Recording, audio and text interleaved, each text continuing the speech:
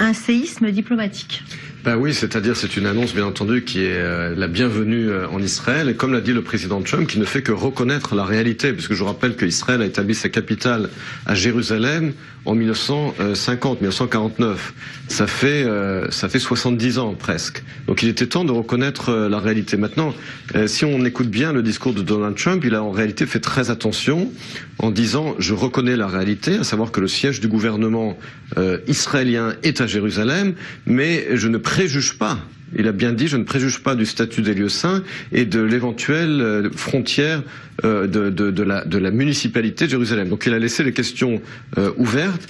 Et ce qu'on oublie souvent, c'est que finalement, c'est le premier pays de la communauté internationale qui reconnaît Jérusalem capitale d'Israël, mais il a été quand même précédé par Vladimir Poutine, dont le ministère des Affaires étrangères en avril 2017 avait reconnu Jérusalem-Ouest comme la capitale d'Israël. Et cela me mène à la réaction des pays européens, dont la France, qui critique la décision de Trump.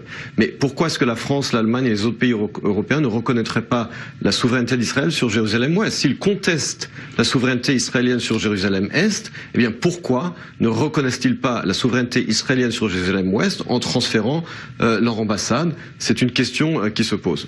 Maurice Fergan. Oui,